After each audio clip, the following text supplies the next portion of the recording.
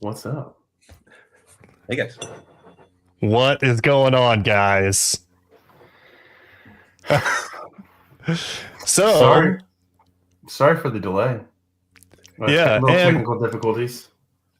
and funny story, we were going to record privately and release a video, but since Jimmy did the wrong thing, we're just going to go live and roll with it. So, great to see everybody here. I mean, I'm curious, did people get a notification, I guess, that it was going to happen?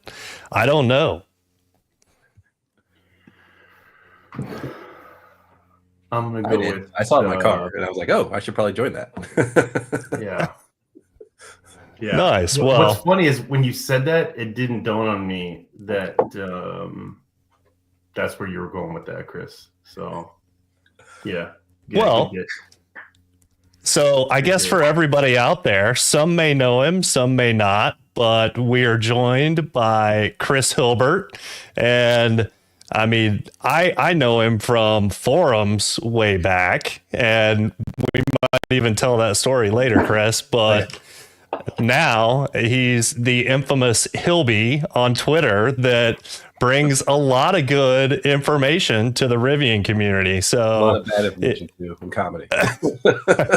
Yeah, well, poor choices sometimes. But yeah, it's good to be back, and the intention is to start to do this on a more regular basis. Oh, what are you wearing? I got the blue. It. The best Rivians are blue. No green. Sorry, people. No. No. We should have a discussion. What's the best Rivian color? I mean, the answer is blue. But you guys can argue your points. Limestone, bro. I mean, it's a no-brainer. Not hamburger purple, that's for sure. No, and not Chick-fil-A sauce either, Compass Yellow, although I miss it, and I still see them from time to time. Granted, it is not my style, but that is a pretty cool color in person. I'm not going to lie. And Ben throws in a comment for matte limestone. Yeah. They all look good in matte. Everyone looks good in matte. Yep. Correct. So Chris, I don't even know. Tell me about your R1S and how long have you had it? I got mine in May of 23. My story is I'm old. I'm 40 something, and I found out I'm having twins, and I had a Model X 6-seater, of course, and I've had 3 kids prior. And so I went to a 7-person family, and my Model X 6-seat was not big enough. And so, no joke, that day, like if I go back and find out what day I found out I'm having twins is the day I reserved an R1S. And it was knee-jerk, total knee-jerk. It was like fastest $1,000 I ever spent in my life. Because that was the reservation. And then, that's fantastic. I started following you guys on. I mean, your video content was awesome, and followed you guys all the time. Watched regular watcher because I liked the content, liked how you guys talk gossip and your thoughts and your very open opinions and stuff, and good and bad. And so I just latched onto you guys and watched you all the way until most recently, and then. So yeah, anyways, like I was watching, and I think one of you guys was saying like the R1 shop had launched, and then someone said you could go and like ask sales or ask a guide, and they would give you R1 shop access. This is back before R1 shop was open, and so then so I was it was a July 21 pre-order, and then I managed to finagle access in April, and I had found my vehicle and purchased it and took delivery into May of 23. Wow. That's awesome. I think it was also the first one, completely coincidental. I like saw what I thought I wanted off the R1 shop, and I ordered it, and it came delivered, and it had no wood. It was all the fake dash. And there's actually what my wife really wanted. She's like, I don't want to deal with clean wood with all these kids, and that was one of the first ones I think that had that particular configuration of having no wood interior. So wow, I still haven't seen one of those in Not- person. Nope, never. I've only Never, sing never. pictures. I think it was one of the first ones to share the pictures. Like I was like, I didn't. You know what's funny is we drove it around for like a month before I realized it. I'm like, I'm not joking. Like I think I posted a picture. To go back to my forum post, I probably posted them in like July or June, and I had the vehicle since like end of May. You know, it was July or August. It was like terrible. I was so embarrassed. I'm like, I think I might be the first one with this non-wood interior. And then like I told you, like, is this normal? I totally didn't know that I had done that. Oh well. That's epic. That's epic. That's my story. Well, I started just posting on forums and stuff, and eventually just kind of took it to Twitter, and I got to do some cool shit on Twitter. Things on Twitter. Hey, say what you want. Say what you want. We try to keep it clean when we're live for YouTube, but we used to do a thing for our Rivian Stories backers that we did once a month, which was bust out the bourbon or drinks and everybody kind of get together for a virtual happy hour. We called it a backers chat, and we had a lot of much less censored fun over there. So might need to get back to that too, Jimmy. Yeah. But that's always So Jimmy, you have had your truck since April of 22, right? Yeah, April 4th. Yeah. Yep. And I was August 22. I now have a little over 45,000 miles. Where are you at, Jimmy? 67 to 70. Ooh, out of the factory bumper to bumper. Oh yeah. We kind of slowed down towards the end of the year. We hit 60,000 September. Wow. So yeah, I'm coming up on 2.5 years of ownership now, and I just finally, like within the last 2 weeks, solved a wind noise issue that I'd been having forever. And it actually was getting worse. It was driving me absolutely crazy. And it is the easiest thing ever. So there was a YouTube video where a guy did some of it, most of it, but I may need to make one just to show people, because I've seen people like going crazy, doing all kinds of different stuff, adding different weather stripping, this and that. You don't have to go that far. So maybe a wind noise video might make sense too. Did you do the 3D printed shims? Is that what you ended up doing? No, I did not. Okay. But that's another potential topic and we'll throw it out to the community and for comments, but I got a 3D printer primarily because of Rivian stuff, and I wouldn't mind doing a talk or show and tell on 3D printed things for the Rivian. And Chris's side business has to do with 3D printing, and from what I've seen, and tell me if and granted, I looked at this like months and months and months ago, Chris, but a lot of it revolved around like barbecue accessories at the time. I got into that and I started selling stuff. So that's my thing. It's like I do Etsy and all that, and I have a Shopify. Not plugging any of that. No, but yeah. So another guy that can talk 3D printing though is kind of where I was going with that. Yeah, so that's pretty cool. I print all sorts of stuff. I got just way too many printers. I need to give some printers away. Wife is. I'm to the point where my wife's like, no more printers. I'm like, what about an upgrade? What about an upgrade? Can I do that? Yeah, a swap. We'll keep the same number. We'll just change the mix a little bit. Yeah. Ben, what is mini RAN? Do I need to Google that? Bro, I'll send you a picture, dude. It's epic. Have you seen it yet, Chris? Yeah. There's people trying to get me to print it, and I'm like, I don't know if I don't really need that. It's a 13. It's roughly 13 inches tall. It's a mini RAN. like to scale. Yeah. Oh, like just like, a fast charger With the USB cable, you can USB charger. You put a USB cable. Yeah, you plug it in. It's got lights, everything. It's legit. dude.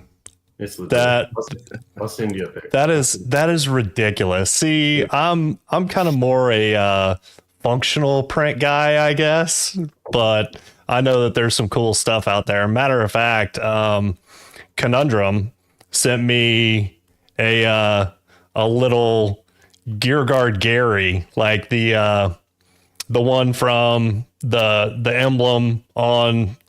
Is it on the tri or the quad now? I don't even know. The quad. Yeah. But that was really cool. So all those like decorative multicolor prints, I think that one was like 8 colors or something crazy. Like, wow. Yeah, they're Rivian's very crazy about their IP. So I would not be printing. I should have posted today. Do not print and try to sell any of that stuff because they are crazy about that IP, especially the Gary stuff.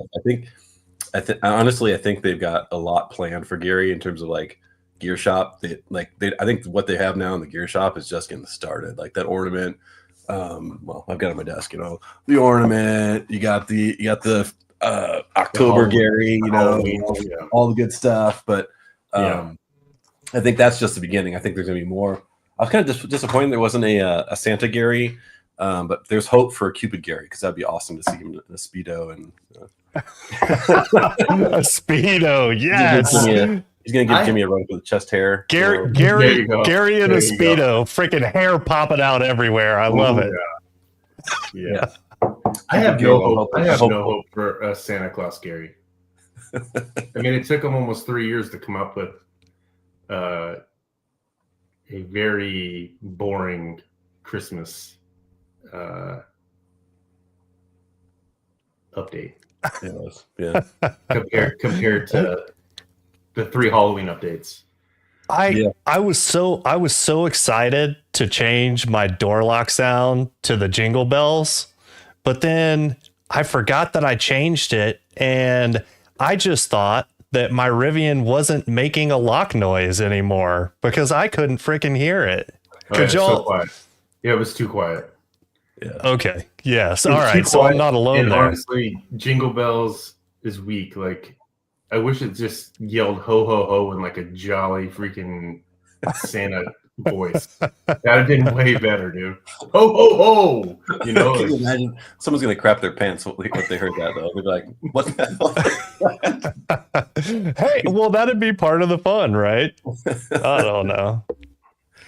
I was disappointed with the Halloween update, at least from. I mean, we knew we were getting because like our light bars are subpar compared to Gen 2. I was hoping. I mean, I'm sure you guys all grew up with Knight Rider, and I was really hoping to get some Knight Rider action on there. But it is what it is. You know what? That was one of those things, like the different modes, that I thought was awesome just because it showcased the ability of the screens and the audio and, you know, the lights, especially for Gen 2. Gen 2 did some cool stuff with the lights, but I don't know. I kind of felt the same way. It was like cool to go through everything once, but then it was kind of done for me. I wish it actually worked while you were driving. Like if they had taken it just one step further to where the analog, the Knight Rider analog, or the Back to the Future, like all of that, I wish it worked. That would have been freaking awesome. I wish the screens were reactive to the touches too, like they were just an image, you know, or a video. Right. Animated GIF. And so like my kids were beep booping the flux capacitor in the back, you know. I'm sorry, that doesn't actually send you back to 1985, but yes. That would have been awesome. But not going back to 1985, but just that was more interactive. Oh, dude, I was happy and carefree back in '85, Jimmy. Yeah, I mean, I was barely done pooping myself, but really in 1985. Jeez. Oh, Tom's saying that the jingles were super loud on Gen 2. Is that what I'm gathering? Maybe. I don't know. Maybe it's like the horn on Gen 1 and needing an upgrade to the horn to make it louder. Yeah, there you go. See, the early horns are fine. Like my horn's great. Yeah, my horn. I've used it like twice, but yeah. I use mine all the I have time. the unicorn. Well, so actually that makes me think of something that I think might be a relevant topic for some. So we're all Gen 1 owners. So what do you guys think of Gen 2? And for a Gen 1 owner, do you think it's worth the upgrade? No. No. Well, There's nothing. Did you just see the latest out of spec video? What was it, like 9 more miles of range on a Trimax for $109,000? Yeah, I paid like after tax. So mine was $75,000 for the R1S for a quad R1S, and I got the I think I had LCAP paint, right? So I paid 76 or something. But anyway, so the tax credit was like 69 something for a quad, right? And so depreciation, all that, like it's 50 grand, to potentially go from what I have to marginally faster in a Trimax. I mean, it'll be a lot faster if we go to a quad max, but that is Bigfoot at this point. Everyone's talked about it, but nobody's actually seen it. So we'll see if the new quad is enough. It's so much money, though. The new quad is so much money. But I can get it in purple. And I can maybe get it in purple. No. I mean, that's the only quad max we've seen on the road, right? Is the freaking Hamburglar, the Hamburglar R1S? It's remote from cars, first of all. No, there was the one. I think there was a Storm Blue one they had at the Seattle whatever Trimax launch event. Yeah, then there's one that's I think it's the one that's been on tour or been shown off a few times. Gotcha. Yeah, I haven't seen pictures of that. I just didn't the teal or whatever color blue that is for the logos, and the purple was just too clashy. It did not. No. So do you have pictures of the purple queued up? I know that's something that we were texting about, but I'm curious whether I wasn't prepared for this, Skylar. Are you kidding me? Yeah, well, you set it up as live instead of doing a recording where. Can we just call it Ramon paint color for now? I mean. Ramon from Cars, right? Like the low and slow. I mean, it's his color.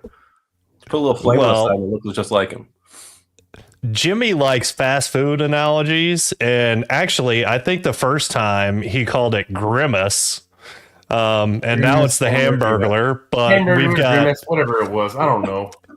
Chick-fil-A sauce, Whataburger Junior hands. I mean, Jimmy's all about the fast food references. It's Whopper Junior hands, man. Oh, what did I say? Did I say Whataburger? Yeah, you sorry. did say Whataburger. That's Whopper Junior. Excuse me. Sorry, that's the Texas in me coming out. Whataburger. Most people are like, "What the hell is that?" Yeah, it's a thing in Texas, but it was bought by a Chicago-based company, so you might be seeing it elsewhere. We'll see. You see that? Yes. And I agree that it does not mesh well with those teal or bluish, whatever color that is, brake calipers. Yeah. And I think if it had arrow wheels, you wouldn't even know. Those are the worst wheels ever. They look great. What are you talking about? Awesome. No. So you know what, Jimmy? I think so. I've seen those in person, both at a distance and close up, and they look a lot better in person. So they do. I mean, I don't think they photograph well, but those are pretty slick. And thank thank goodness Rivian finally listened and just did away with those stupid 21s, Hey now. the unicorn wheel and tire. Like, oh my gosh. We have two tire options now, so watch your language. Yeah, barely. If you can find a place that actually carries the Michelin. I can get them at Costco, I think. So I have 21. I have the 21s. The logic was Okay. the wife logic was, why would I pay more money for less range? And so I was like, oh, that makes sense. Yeah, that makes sense. And then I was like, holy shit, there's only one tire for the last year until like last month or two, right? In the last like 3-4 months or something, that the Michelin came out. Yeah. Now we have options. We are in business until Michelin decides to not make it anymore. Right. Yeah, And, well, I mean, my thing is the cost. That Pirelli, even if you stay with the Pirelli, $550 a tire. Yeah. well, and my thing is just that, yeah, that size is rare. Your options are limited. You have way more tire options in both the 20 and the 22. And my thought on the efficiency front was, why go 21 in the first place? I mean, it's already well established that smaller wheels tend to get better range. So a 20-inch wheel with, even if it was a 20-inch aero wheel with a smaller tire, like a 60 instead of a 65, would have been so much better. But anyway. And that's honestly, that's what a lot of people are doing too, is they're going to a 60 versus the 65 because they get the 21-inch tire height at like 32 point whatever inches, And instead of a full size. I just saw another Chris speak up in the comments, and I just want to say hello. I haven't seen him since I beat him at freaking cornhole at the Rivian Stories fam camping trip. So Yeah. good to hear from you, buddy. Here comes another comment on that. These comments are top notch. I'm loving them. Dude. Yeah, Good people in they're the always chat, fun. for sure.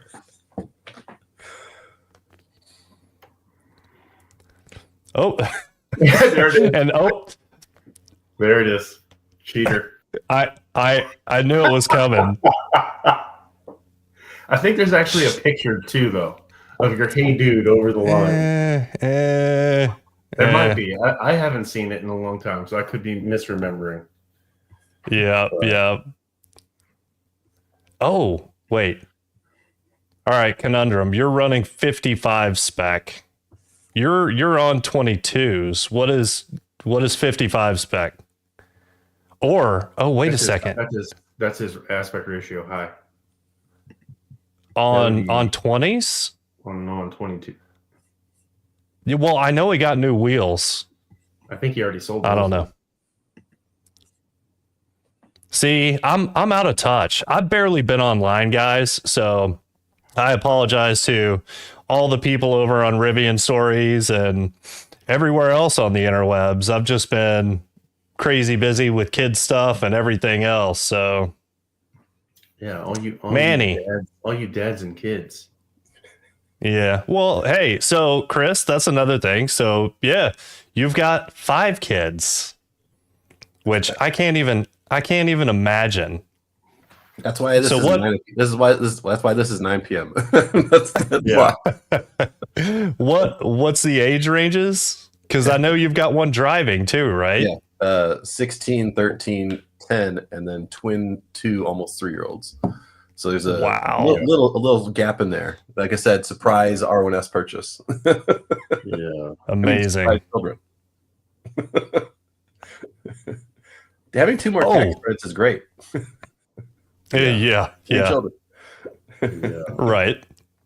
Oh. Well, that's funny to me because my wife's a CPA, right? So on the topic of tires, hold on. I've got a couple of things here. So Joel is asking about the Toyo Open Country AT3 EV tires.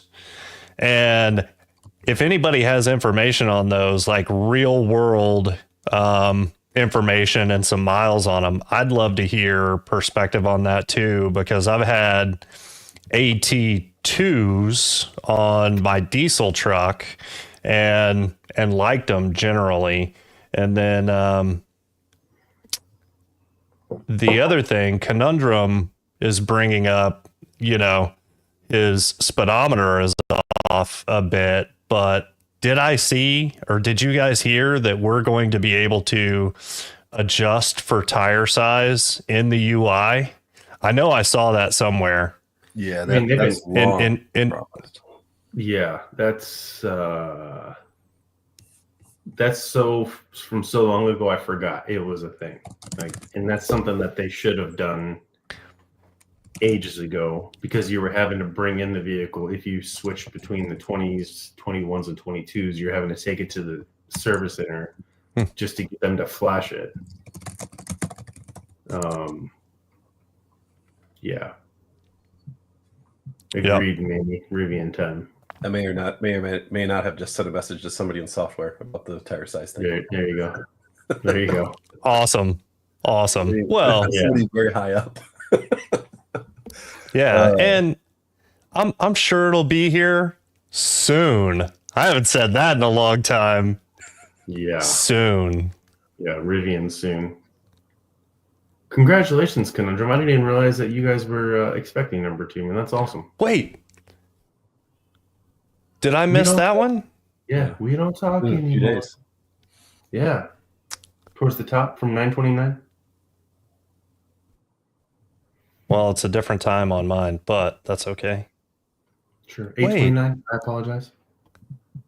I still don't see it, but that's okay. Well, congratulations, man. Yeah, that's awesome. Oh, there it is. I see it. Number 2 is coming in a few days. Nice. Wild. And Dominic, I have to say, you have 12 chickens, but I got you beat on chickens, bro. I think we've still got 16 or 17 at the moment. Skylar, you need to talk about the fact that your barn cat was playing with a bobcat over the weekend.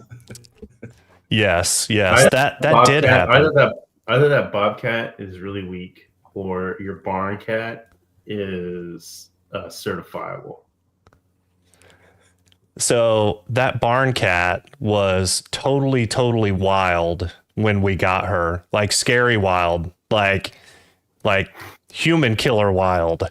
And anyway, now she's like the sweetest thing ever. So we started seeing bobcats come around for the first time in the 13 years that we've lived where we are. And we're kind of country, right? But I mean, well, we've got subdivisions popping up all around us. And I think that's part of the reason why that we're seeing bobcats now, is because they're building so many subdivisions around. But I was worried about the bobcat going after our cat, and then happened to see it on the back porch with the cat the other day. And so, yeah, took that video through the window. But that was wild. Wild. All right. We need to talk about some Rivian stuff. Okay. Sorry. No, you're good. You're good. You just need to work the Rivian into that story somehow. I know. It was the park nearby. It was parked in the garage. I'm sure. It was in the garage, and I do have kind of a wildlife theme going on with my Rivian. Like, I've transported rattlesnakes, relocated rattlesnakes in my Rivian. Yeah, because that's something I'd always want to do in mine too. Dude. Anyway, so yeah, I mean we've got Wild Kingdom over here, and Dominic, you have a turkey.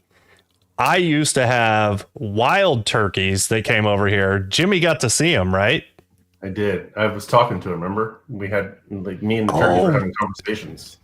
Yes, he was making them go nuts, and So there was a whole bunch of them at first, and then there was just two, and they were both male. So I named those two turkeys Jimmy and Kyle. And anyway, so I had a couple turkeys, but haven't seen them in a while. You drank them. No, no, wrong kind of wild turkey, my man. Yeah, wrong wild turkey. Oh, goodness. That's epic. What do you want to talk about? We want to talk about. So, well, we talked about spaces. We talked about texted about colors. We talked. I mean, I don't know. I kind of want to know what the people would like to hear about. I also kind of want to talk about spaces. Okay, well let's talk about spaces. Yeah, Chris. Let's talk about spaces. Why don't you plug your thing first? Plug MySpace. The event. Tom is my friend. Okay, sorry. Oh, the Miami thing. Oh yeah, so the Miami Space is opening February 8th. It's at the Aventura Mall. It's from 3 to 5 p.m. on February 8th. Nikki and I will be there. I'm looking forward to it. Somebody, yeah, Dallas, then Miami, correct, Oren? Yep. Are you going to, Skylar, are you going to Dallas? I am not. I have too many things, too many sports games, too much going on, but that's happening this weekend. I did talk to Bruce earlier, so I know that he's planning to be at both Dallas and Miami. That guy's a machine. I'm pumped because for those that don't know, Nikki and I have never met Bruce in person yet. And I talk to that guy almost every day on the phone. Yeah. So online handle for Bruce, and I don't think he's been online much lately either, but he was duck truck on Rivian forums forever. Yeah. So sense of humor, huge Oregon Ducks fan, thus duck truck. And yeah, living up there in Portland, but great guy. He came down to Austin and stayed with me for the Austin Spaces opening. And yeah, it was really cool. Ooh, it was a good topic. I have some thoughts on that I don't know that I've heard anyone else share or talk about. Yeah. Wasn't Duck Truck one of the first few people to get like an R1T? I feel like he was an early R1T holder. He was one of the lucky 10 people that got to go and be the very first non-Rivian people to drive the R1T. So he was one of those that got really, really early access to drive it. Yeah. Yeah, so we're excited. I'm not looking forward to the drive to Miami, but we're excited. I think to the point that I want to steer this conversation and see what we hear from Chris is I wish Rivian would have spent more money on service centers over spaces. And I'll restate the comment that I made to you guys. Spaces create customers. Service centers keep customers. And Rivian's got to up their service center game because it is weak sauce right now. It's bad, like bad. Yeah, like 6 to 8 weeks sauce or more. I mean, yeah. Or it's sitting. One of our members down in the Miami area, his truck has been sitting for 2 weeks, and he had an appointment, and it hasn't moved in 2 weeks. Yeah, which that is a process issue that they need to fix, because your vehicle should not go in and just sit there waiting on service. I mean, you should have it as long as you can if it's usable, right? Yep. But And it is in this instance with my buddy Greg, it is very much a usable vehicle. And they're paying for rental potentially, if not, if a loaner's not available, right? Then they're paying for they're paying for a rental for 2 or 3 weeks, where there's not even any reason to pay for a rental, right? Yeah. Right. And I mean, the bigger issue to me, and granted, Rivian service has been amazing for me, although for some minor things, I have had to schedule a month or even more out at times. But when it was something more critical, even though the available appointments were a month or more out, they've taken the ticket and worked me in earlier. Like my 12-volt batteries were going out, so I had the 12-volt error message like, hey, keep your Rivian plugged in as much as you can. But they got me in within a couple of days. As a matter of fact, I know that they just did the same thing for a good friend of mine on the same exact issue. But yeah, having to schedule a month or more out for regular issues, warranty issues, whatever the case may be, is pretty tough. Can I go off? Yeah. Yes, your turn, Chris. Yeah. Okay. Go for it. You guys are talking about wait times at the service center. So I have an opposite impact. So I'm in Indianapolis. My nearest service center is Cincinnati. Cincinnati is fantastic. The Ohio Rivian guys are good guys, by the way, and they all go there too. And the Cincinnati one, week and I'm in from now. Like if I went the app right now, I could schedule in a week. The problem is it's 2 hours away, right? Indianapolis does not have a service center with an asterisk. There's one in Fort Wayne, Indiana, which is about an hour and a half northeast to 2 hours northeast. Again, 2 hours roughly. Just says 2 hours. It handles mobile service and EDVs, and so I've actually been there. And it's they're doing deliveries there now and trade-ins and that kind of stuff. But in the Indiana service center game is awful in terms of like just availability of being able to get to one, and that is I think that's even a greater challenge. In a lot of cases, the actual wait is the second most concerning thing for a lot of people. Where like you've got to drive 2 hours each way, and so in reality, right? So like for me, let's say something goes wrong. I've got to take off work. That's the end of the day. Like that's the day. I've got to take off work, or at least the afternoon, to drive my car down there, drop it off, and then drive whatever they give me back. And sometimes I have a coworker who has an R1S, and his biggest problem is like he can't get down there during the work week, and so he can only go on Saturdays, or maybe he's got something in Cincinnati on a Saturday. The hours on the actual service center say Saturday, but turns out that's actually deliveries, and so there's nobody there on Saturday. He could do a keyless drop off, but then how does he get back? He can't get a rental. He can't sign a rental agreement or anything to get back. They wouldn't give him a loaner. And so there's a lot of challenges like that where like it's just a logistical nightmare. So so that's service centers. What do you think about spaces? The investment in spaces? Yeah. So I worked in a job that was in retail, and we counted traffic and all that stuff. And so Rivian absolutely knows spaces and if they're successful or not. And they have sales goals, I'm sure, based on anything from inside salesperson at the space or to the whole thing probably has a goal of number of sales, right? So they know which spaces suck and which ones are winners. And in reality, they could cut the losers. There's probably a ton of losers. I don't know. But they should be cutting losers, and anything that doesn't contribute positively to bottom line, they should be cutting. My fear is they've signed leases that are far longer than they should have. Let's say they signed a 3-year lease, a 5-year lease, or something crazy. Then they're stuck with the loser for that period of time. The only space I'm aware of closing in Seattle, and they moved it out somewhere else. It looks like a pop-up space, I believe. But in general, they just keep adding more spaces, and we don't know if they're winners or losers, but RJ is heavily and believes they're successes. And I think there's a lot of losers out there, to be honest. I think they're a waste of money.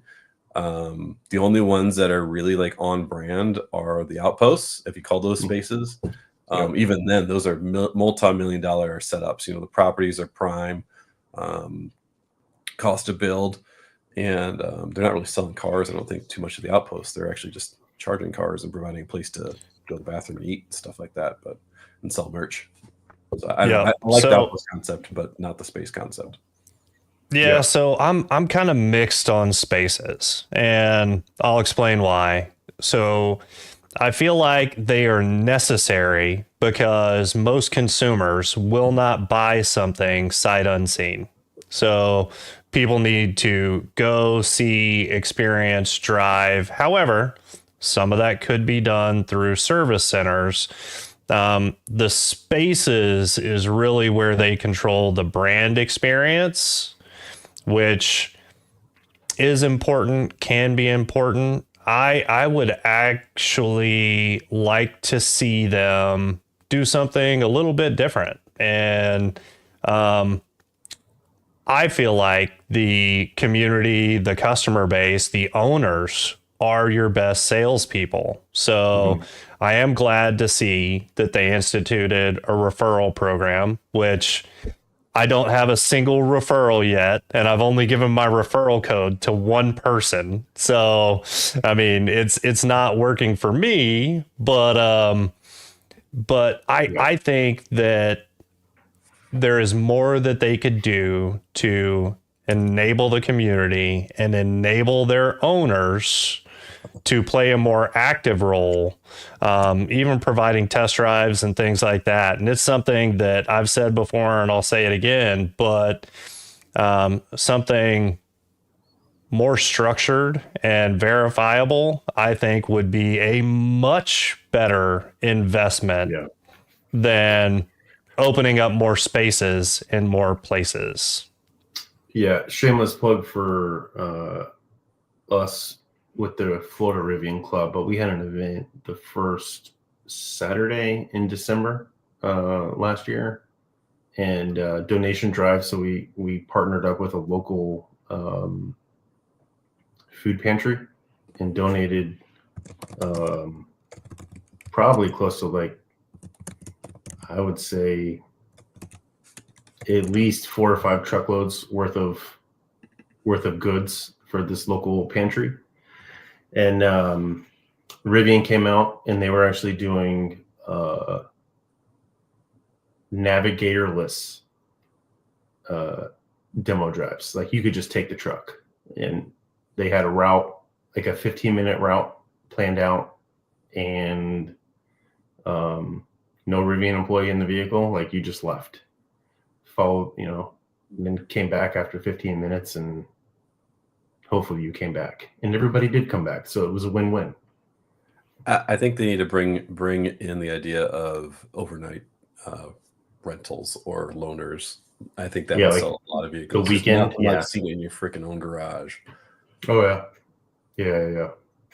But I know that was a hit, having the vehicles parked out there. They had 2 Trimaxes that were just like static vehicles, and then they had one dual motor one dual motor sport R1S or performance R1S, and let people take it out, and it was a huge hit. I don't think that truck sat for more than 5 minutes before somebody else was taking it and going on a test drive there in downtown Sanford. And from what I heard, they sell more vehicles without the pressure of the Rivian employee sitting in the vehicle as well. So I just went to the Detroit Auto Show a couple weeks ago, and Rivian was there. Opposite experience, but they had good turnout. They had thousands of people going through, but you could not drive them. You could sit in the car and go around the test track, and that was like, to me, I never experienced that, and it was like interesting that I cannot drive it, but actually just sit in it. and they had the performance dual maxes on the track, and then they had a Trimax up front that you could look at. And it was like, why won't you put the Trimax on there? Like, for obvious reasons, because it's too damn fast for the test track. Oh yeah, yeah. But that too would be potential. Everyone that sat in it was a potential new buyer, right? And so Oh yeah. during their, I think it was Investor Day, they kind of pointed out they had like what, a 40% brand recognition. And so that, back to our original topic, that is the goal of Spaces, I believe, and Outposts and everything they're trying to do lately is to just create brand awareness, and they believe creating brand awareness will in turn create sales. Yeah. So.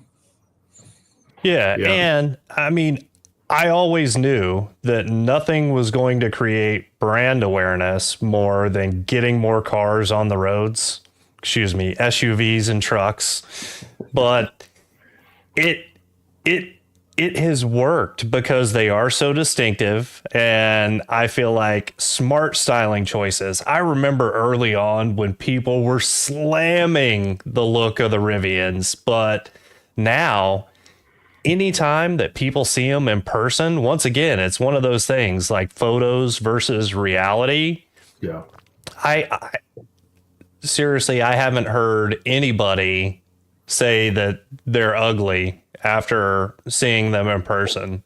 However, do you guys, all right, I'm going to let you guys into something that I thought was super funny that I don't think I've shared with the internet, the public. So my wife was saying, hey, you guys really need a Rivian Wave. And I'm like, yeah, but what's it going to be, right? I mean, and she was like, how about like this, like a pig snout? And I'm like, are you freaking kidding me? But yeah, all right. Oversharing. You're welcome. Wow. I forget. Yes. Like, I'm driving yes. my Model S sometimes, and I wave at the Rivian owners. I'm like, oops. It's like, Oh, yeah. they're like, that idiot. See, I wave, but I know that early enthusiasts might be different than the people that are buying Rivians now. And Oh, 100%. I don't know that the people that are buying Rivians now are as excited about Rivian as a vehicle, as a company, as a brand, as we were being the early people that really, hung on every little bit of information. And anyway. Do you guys like if you see the Rivian in public, do you stop and talk to the owner? That is a certain level of person that does that. And that I actually did that on Saturday. We've got an EVgo charger about 3 miles from the house that I always take that route just to see if there's any Rivians there. And there happened to be a white R1S on 20s. And I was like, you know what? I'm not going to be that guy. And then I was like, you know what? I'm going to be that guy. So I turn around real quick, pull in, and right about the time I'm pulling in, the driver, she's backing out of the spot and like pulling into a parking spot, waiting for a charger to free up that actually works, because that EVgo location is abysmal. It's terrible. And so I pull up, and she's not paying attention. And then I roll my window down, get her attention. She rolls her window down, realizes I'm in a white R1T. And so we start talking for a little bit. I was like, you need to go down the street. There's a brand new version 4 Tesla supercharger. Where are you from? She's like, Ocala, which is like a 2-hour drive from Jacksonville, a little under 2-hour drive. And I was like, yeah, it's in your direction. Just go there. And then asked her if anybody in the family would be interested in like meetups, and she's like, yeah, my husband would absolutely love it. And I was like, well, here's my number. I'm that guy. Yes, I am that guy. So I do talk to Rivian owners when the opportunity is appropriate, when it presents itself, right? Yeah. I'll always say hello, or ask them how they like it, whatever the case may be. Do you know who I have talked to more lately than anything else? Tesla owners. And it's because when I stop to charge at a supercharger, Oh yeah. They're dude, they want to know all about Yeah. it. And matter of fact, the funniest one was this couple that on their bumpers, they had a bumper sticker that said, "I bought this before I knew Elon was crazy," or something like that. And it was like, I was like, oh my goodness. Well, I mean, hey, put your politics on full display. But also the short cables have been a thing. I know that I had a road trip to Oklahoma over the holidays, and I sent Jimmy a picture, but I didn't share it anywhere else. Let me see if I can find it. I'll throw it up on the screen here. But that was good. it was because it was holiday travel, the Tesla supercharger site was absolutely packed. And there was only one charger becoming available, and I needed it. And I had to hop over like mountain-sized parking stoppers. But good thing I own an off-road vehicle, right? Goodness gracious, where is it? Jimmy might be able to find it easier than I can. I'm using my phone as my camera right now, so you're out of luck. Oh, well, let's see. Oh, no. You know what? So I didn't save it to my photos. I sent it to you in direct in a secure messaging app. So I'll pull it up that way. Hold on, I might be able to pull it up. I got it. Oh, are you going to be able to actually like put it up on the screen or? Yes, maybe. No, it won't let me pull. It won't let me pull Signal up. Okay, hold on. I'll find it. Super secret network. So another thing that we need to talk about eventually is, CCS versus NACS, however you want to say it, and Rivian making the transition to the new connector style. Yeah. Or we could talk about how R1S owners never wave. Oh, yeah. So I saw Ben's comment about only the R1Ts wave. Whatever. I'm R1S. Yeah. I wave. All right. Check this out. Hold up. Let's see. You're that guy. Look at you. I am that guy. And the other thing that I will point out is those parking stoppers are way bigger and rougher than the curb. The curb was freaking cheese sauce. I mean, but that parking stopper was something else. And I forgot that I was in conserve. So it was only front wheel drive that I freaking ramped up over those things with, but whatever. Nice. Yeah. Yes. Thank you, Dominic. Off-roading. Concrete crawling, maybe? I don't know. Something like that. But yeah, you should have seen the looks that got from all the Tesla owners too. It was amazing. Probably would have been worse if I wasn't in Texas, where they see kind of random redneck stuff like that all the time. I don't think they will, Aaron. I think it's going to stay where it is.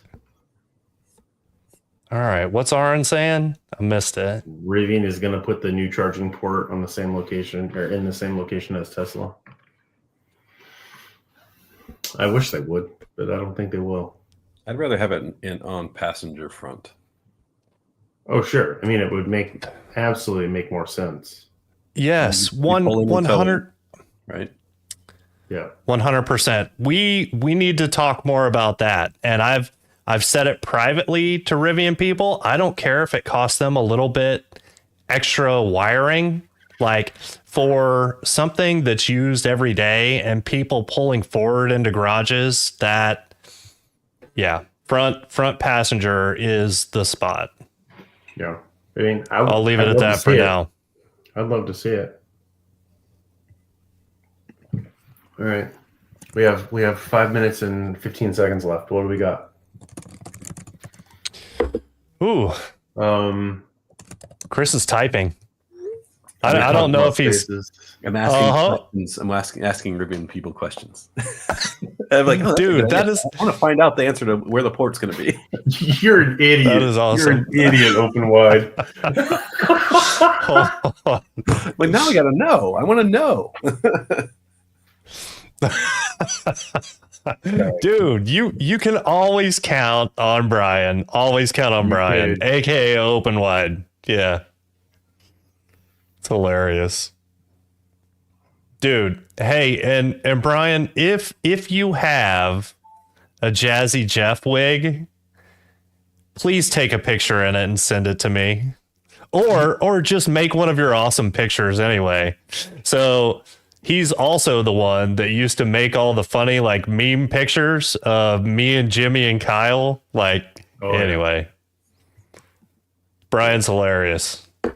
And very cool. Hung out with him not this last summer, but the summer before up in Colorado. Let's talk about the port for 5 minutes. Or can we go longer? Can we go longer? Because it's a long topic.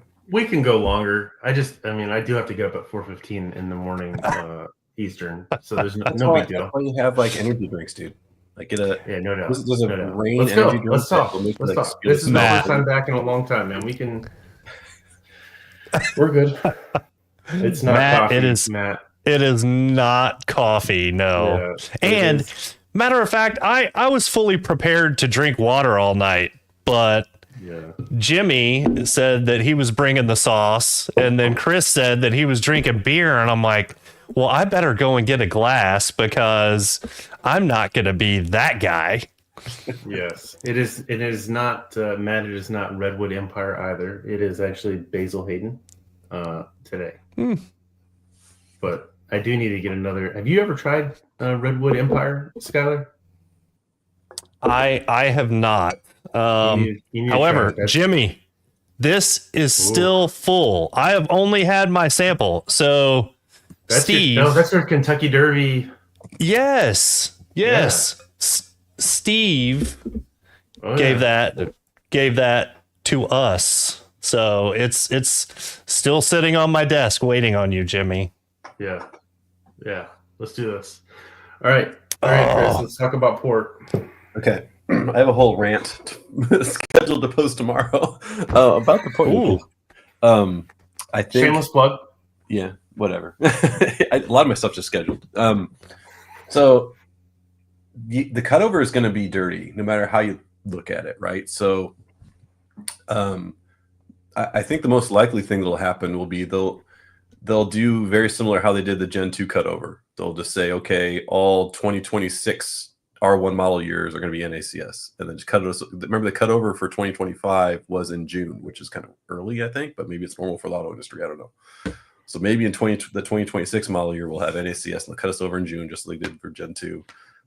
They could bake in a price increase, to be honest. They could say, okay, any vehicle with NACS, we say NACS, we say NACS port, whatever. NACS port will be, let's say, $3,000 more. Or they could adjust their ASP, right? Like, okay, all. I'm telling you. Then like I know. Like, I can save $3,000 and get a CCS port with an adapter, or they could potentially. They could also run another friends and family discount like they did for Gen 1 to Gen 2, right? So they ran the what was it, $7,500, $6,000 off for Gen 1s. They could do the same thing for Gen 2s with CCS. I just think the model year cutover is going to be it. I think the port itself is not as easy as they thought it was going to be, because it has to have switching, right? There has to be a switch in place to go from low voltage to DC to DC, so AC to DC. So that's different than a CCS port. And the locking port is on the vehicle side, so there's additional, let's call it hardware, mechanical hardware, and intelligence. But I mean, that's simple, but Still, there's more to it for sure. Yeah, I think they'll do. I think they'll do the model year cutover. So in my head, I think they do quad. They launch quad later than we think. Like everyone's like, oh, quad's coming Q1. We have not heard a peep out to that purple Gary. That was that's all we've heard of, even seen. We were supposed to see that, and I don't know. I'm in the mindset it's coming later than we think, and it could be a model year cutover just to make it cleaner. And I will say this. I mean, I do think that the NAX port is superior for multiple reasons. It's more compact. It's, it locks on the vehicle side, which I think is smart. It's the same pins used for both AC and DC, but like you said, there's additional intelligence involved there. Yep. But or additional equipment, whatever, both. But at the end of the day, I am super happy just being able to charge at Tesla superchargers. I mean, I don't care what kind of port I'm plugging my cable into. I just want to be able to charge. Jimmy, stop. I was waiting. I was waiting for you to say something stupid. I was trying so hard not to. Yeah. But yes. At the end of the day, we're going to be in adapter land for probably 2 to 3 years minimum. Could be 5 years in adapter land. You're going to need, and the reality of it too is the most of the public level 2 charging is all 1772, right? J72. Right. So I don't know. Like if you're not road tripping, maybe CCS is fine. And the other thing, if you are road tripping, CCS is fine. Like, I mean, we went all the way out to Moab, Utah in October of 2022 without Tesla. Like, it's not difficult. It just takes a little bit extra time to get there. And we had a blast doing it. So CCS chargers are a little bit more pricey compared to like a Tesla or a... Oh, 100%. I call them, EVgo. I call them EV gouge. They freaking screw you. They are the most pricey. Like they have invented premium electrons. EV gouge is invented premium electrons. Yeah. Why would I pay more for a less reliable charging experience? Like, I know that all these companies need to make money, but that is crazy. Yeah. So I will go to Rands and Tesla superchargers as much as I can and avoid everybody else. So until that changes, both reliability and pricing, I mean, if you have those options, there's no reason to go anywhere else. Yeah. But yeah. They love to harass me because I have a Hunter loves to harass me. I think about my A to Z coupon. Yeah, I can't believe they made the adapter pay. I mean, that was I don't know. I realized I needed the Typhoon Pro the minute I pulled up to a charger. Skylar, Todd. We pulled up at a charger at the same time, and almost the same exact state of charge. I had the Rivian adapter. He had a Pro, and he left like 15 minutes before I did because the charging curve on the Rivian adapter is absolute trash. No way. To the Typhoon. Oh yeah. There's a guy named Greg. Wow. Greg 12 on Twitter. He actually did a comparison of. He does a absolute ton of fast charging. I would argue he's probably one of the top Rivian fast chargers out there. And so he used I'm going to call it the Timu Rivian adapter from Rivian, Tesla adapter. Yeah. And he noticed like it was like the D rate on the adapter from Rivian was faster than the D rate on the Typhoon Pro. And if you think you can actually tap the two next to each other and like the one feels hollow, the other one feels solid. It is the quality difference is astounding. Night and day. Yeah. It was wild. Skylar, Todd hit 190. Todd hit like 207 and then dropped down to 190 and change. I hit 197 and dropped to 130 like almost immediately. So wow, that's really interesting because I thought that my Tesla supercharging, and granted, I didn't scientifically quantify it, but I felt like my Tesla supercharging with the Rivian adapter was better than Electrify America, let's say. And it may have been, but it's just not as good as it could have been. Yeah. I don't know. That's really interesting to me. But I mean, the other thing is we plan to do our longer charging stops when we need to eat or something like that anyway. So I pay less attention to how long I'm charging and what the speeds are.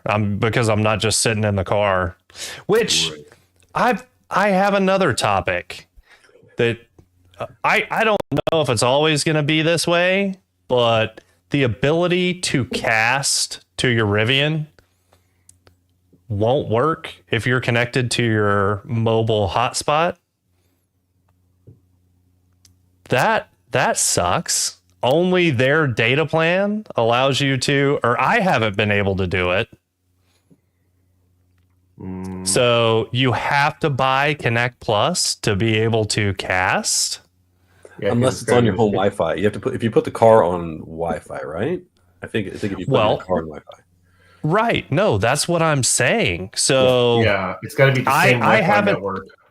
So technically, no, but you can't do that. Well, if you have an Android phone, then you can talk to other things on your hotspot network if you want to.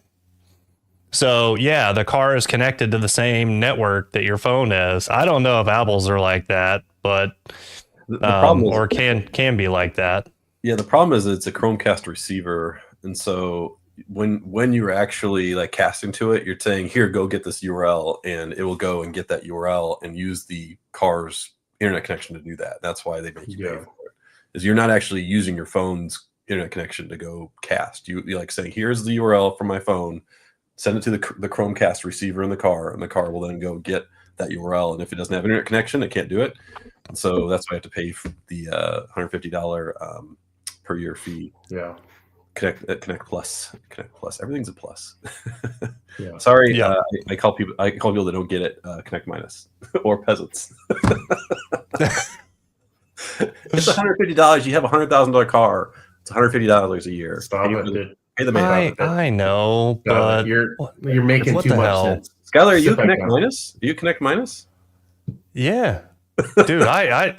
Wait, like, no, I don't have Connect Plus because yes, I didn't use. You're a minus. Okay, so I'm a minus. Yes. Yeah. Or peasant, whatever you want to choose. Yeah. Well, so I'm. Yeah. All right. Sorry. I'll leave it alone. No, it's a sensitive topic. People don't want to pay, refuse to pay for internet connection. I like the so for me, the Connect Plus is all about the unlimited hotspot. So when I go on a road trip, I take 5 children, and they have 5 different ways of connecting. Or I think the 2-year-olds will not use devices yet. At least 3 plus my wife, so 4 are all on the hotspot, streaming stuff on their iPads or phones and stuff like that. So the $150 for me is unbelievable value. I get so much usage out of the hotspot when on a trip. So that for me is worth it alone. But then you go into the other things like streaming music and stuff like that. Are you listening to the radio? Are you like an FM radio guy? So that, or actually I've got a bunch of music downloaded on my phone, and yes, I do listen to it over Bluetooth. I mean, and yeah. For a second, I thought you were going to say an iPod Shuffle or something that you were. No. Well, it's not a Microsoft Zune either. He's actually got a Sony he's got a Sony boombox he puts in the front seat when Sheila's not in the truck with him. Hey, I sold more Microsoft Zunes to people as a consumer than anybody I knew, as an iPod competitor. But I still have an old iPod, and my oldest Jeep, which is an 03, has a stereo. It's in that Jeep, still hardwired into that Jeep, and going in there and hitting shuffle is an amazing experience. listening to freaking. It's incredible. You need an FM modulator then, right? Like in the Rivian. No, stop. The digital relay will kill you. The digital delay because of the relay would kill you. Oh my gosh.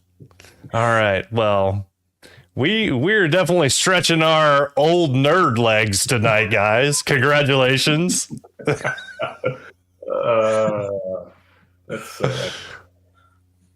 What was our topic? How do we get on this? charge ports. Charge ports. Yeah. What a hell of a journey. Charge ports. Yeah. Yeah.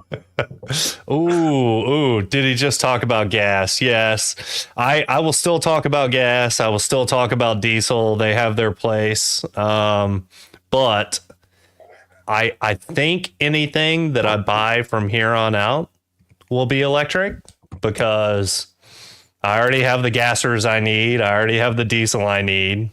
And yeah. Unless I need to buy a new diesel truck. So if something catastrophic were to happen to mine for a real truck that needs to tow really heavy things and carry really heavy loads, still a diesel, man. And will be for a good while. Yeah, the geriatric stories. Jeez, Dominic. Dominic's 40, so like he's not that much younger than me. Bringing the heat. Yeah, dude, he can't be that much younger, can he? He's 40. Dominic, I watched. I saw your post. You turned 40, so no gas for towing makes total sense right now. Like until like a true like real max pack comes along, like towing an EV just real or not for real the parts. And there's not even a full size truck with a full size bed that can tow a gooseneck or a fifth wheel or throw a bunch of. I mean, that product isn't there yet. Now, granted, I'm sure it will be there.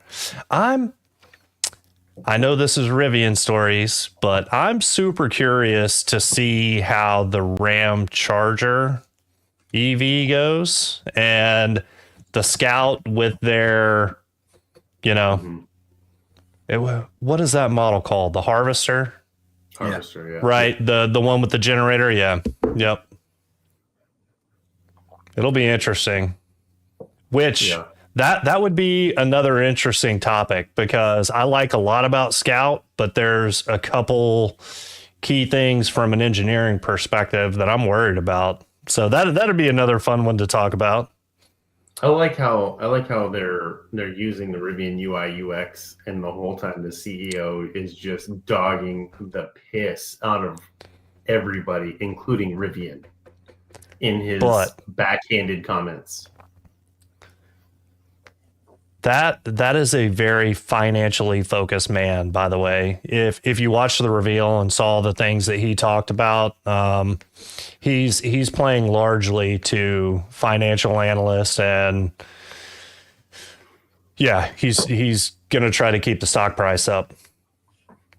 We'll see. Did you guys reserve a Scout or no? Oh, I reserved both. You reserved both? Okay.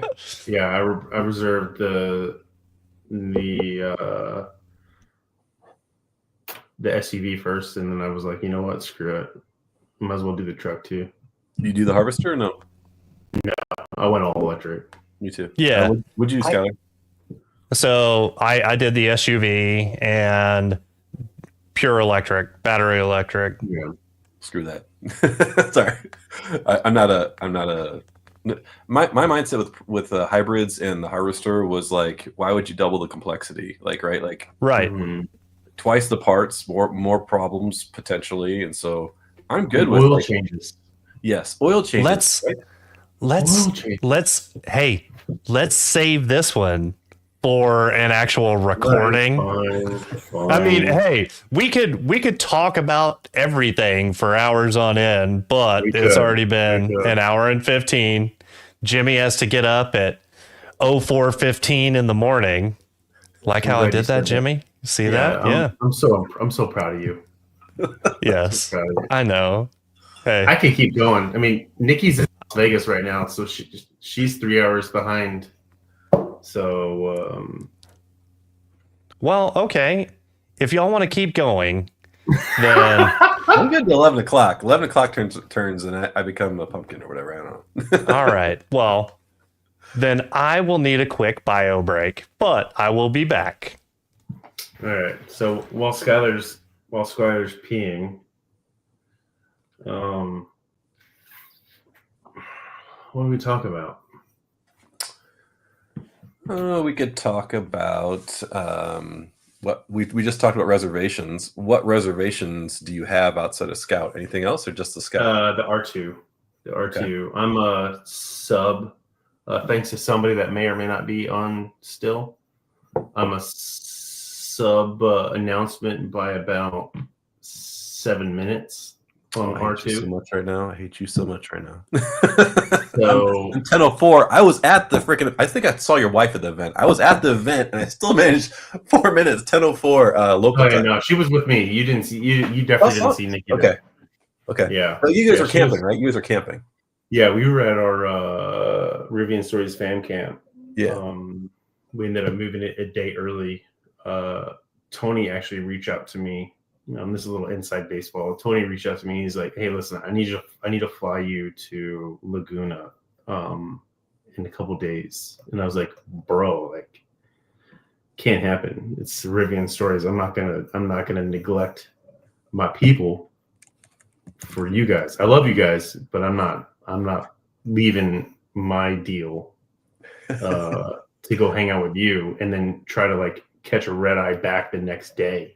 Yeah. Like ain't happening." It was just like the worst timing when they announced it. I remember seeing that you guys had scheduled a camp out. I was like, oh, those guys are going to go. I was told. Oh yeah. I was fanboy. Yeah. They're going to go. I wanted to, but we had this on the books for probably like 4 or 5 months before that happened. And in true Rivian fashion, it's never like there's never an early announcement. It's always like last minute. So yeah, but we may have been notified that the link went a little early. And so, dude, we hopped on that thing. Skylar was right there. Skylar was probably a few minutes early too before the announcement happened. Oh yeah, yeah.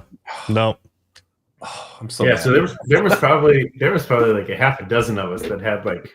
I'm sitting here like taking pictures of the art. From I was in the peasant section in the nosebleeds, like taking pictures. Yeah, and there's like jerry rig everything is down there, and Oh yeah, Ben Sullins and all, and like Maki vlog, like why they're down there, and I was like, okay, I'm sitting here taking pictures, and then I think someone texted me, or maybe I saw on Twitter, like, oh, the link is live, and I mashed on the buy button. I'm like, oh, hey guys, the link is live. And it was like by the time I got through, like the site was crashing and stuff too, and like I just no, not for us. The site Apple paid it, matched the Apple Pay, so I'm at 10:04, and I was like, well, and we'll see. Yeah. Oh, Manny, stop! You were sitting right there too. You reserved before 10 o'clock.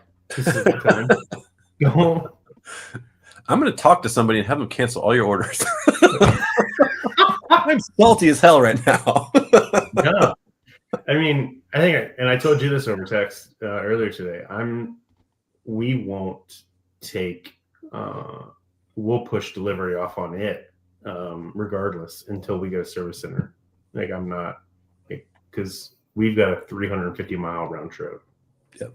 And I won't do it until we get a service center that's 38 miles away, because that's where it's supposed to be going. So they have a lot of service centers that are like I mentioned Fort Wayne earlier, right? Doing EDV and mobile. But like when I was there, like they had the signs for like everything, like delivery, they had cleaning stuff. They were setting up to do deliveries, and now they do deliveries in Fort Wayne.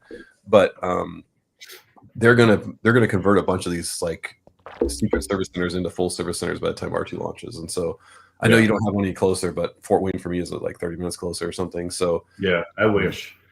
I wish. They have to ramp up R2 service center locations for R2. They have to.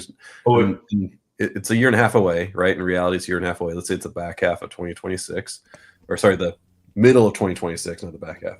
Still first Yeah. half. They probably still deliver in like April, May, June. I'm not expecting January, February, March. No way in hell.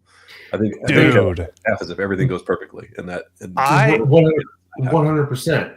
Hold on, Skylar. I apologize. Hold on. I gotta say this. I told you this, Chris. And this was just for a charging station. The Chipley, Florida RAN was under construction for over a year. And that's just 6 charging spots for a RAN. Like a year and a half is a drop in the bucket. Like that's, in the grand scheme of things, that's not far. So like Rivian needs to pump up the service center locations, because those numbers are rookie numbers, bro. Like, so everyone's like worried about them being able to make them in time and all that. But like, I think that's like the least of their problems. They've got like getting the factory up and running. I don't see any challenges with that. Like there's gonna be challenges, but like I don't, in terms of like the grand scheme of things, that is a blip. I think they've got to get a lot of design decisions done, right? What do they say? Like 80% of the suppliers are lined up or something, but they've got to get all design stuff worked out, all the manufacturing worked out. I think that is the bigger concern. And there's also the elephant in the room, LG. LG is down in Queen something, Arizona. Queen Creek, yeah. Queen Creek. Yeah. Queen Creek? Creek, Arizona. Creek, yes. Arizona, right? And they had issues building that plant. So like that plant's supposed to come online the end of this year. And like, is that going to be a scale? And so like, how are they going to be able to get enough cells for R2? That seems like a big problem. The cells are halfway across the country. I mean, they chose a supplier that's in Arizona for a factory that's in Normal or in Georgia. There's a lot of moving parts that the factory itself is like just a blip. So I think the first half of 2026 is an optimal number, and I really don't hear them say they're delaying it, but it is a real possibility. And if it is, it does come on time, it'll still not be like Q1. It's gonna be Q2. It could be like what they did with R1, where it was like like the last day of the month, and it was employee deliveries. Like, it could be all employee deliveries in 2026. We could all be saying, our next car is gonna be R2, and it's gonna be all employee deliveries in 2026. And we're like, when does the peasant number get called? And it could be 2027. Right. And there's a lot, and they the 150,000 or 155,000 that they're gonna make out of Normal is at full ramp, right? And so like, how many did they make the first year? You guys probably know. A couple thousand. Say that number again. How many? A couple thousand? How many did they make the first year, 2022? First official year was 14,000. No. It wasn't that high. I think it was just under 5. 4,400, 4,700. For all of 2022? Remember it was back. They started delivering like the back half of it, like the September or something, right? Well, September of 21 were customer deliveries, employee deliveries, and then official delivery started. Some non-employees. I've got it. In 2022, they produced 24,000 and delivered 20,000. So how many in 2021? 2021 was zero employees only. Yeah. So no, because technically we interviewed the dude Matt from Chicago that took delivery in 2021. He took the 1,015 cars produced, and it doesn't say how many delivered. Yeah, so like think about R2, right? So R2, are they going to deliver a couple thousand in 2027, and how many of those are employees? Yeah. Second question. Let's just say magically your number is called in 2026 for R2. Would you take delivery of a year 0.5 vehicle of R2, of a brand new vehicle? Nothing like with the R1T. Yeah. I mean, I'm VIN number 1988, Nick. I mean, I'm early. My first R1S was going to be like 280 something, but my current R1S is 386, right? the 380 or 360. Yeah, it's got an 8 and a 6 in it, but it's 3 something. Yeah. Walk me through this first and second R1S thing.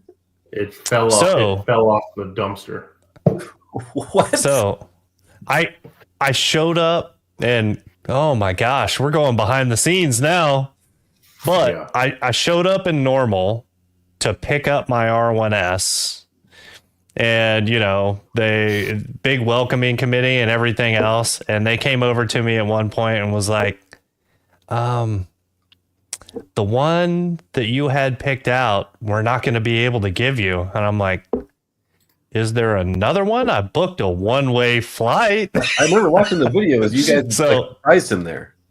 Oh yeah. Yeah. So yeah, they found another one, but we had to change the paperwork and all the things because they had to switch vehicles. I still don't know why, but I mean, being super early, they found something with the first one, and I ended up with the second one. So Was it option Yeah. the same? Like same interior, same wheels, everything? yeah.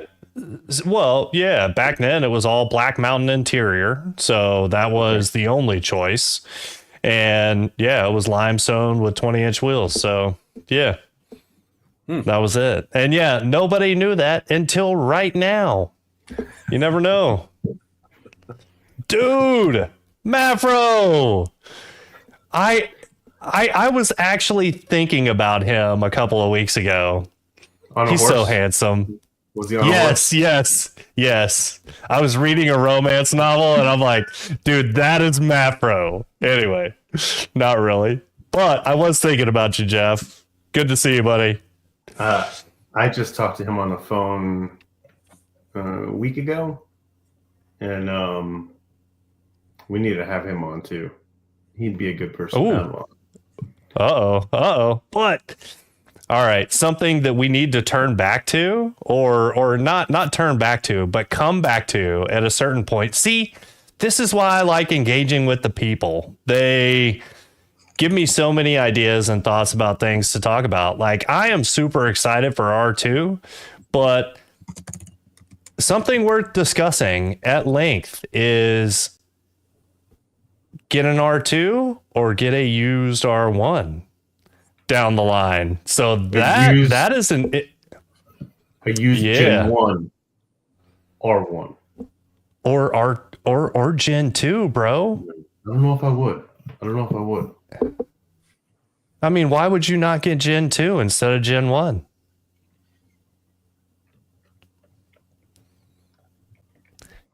Do we want to Afro, bring there are so many different ways that I could go with that question that you just asked, but we'll leave that alone.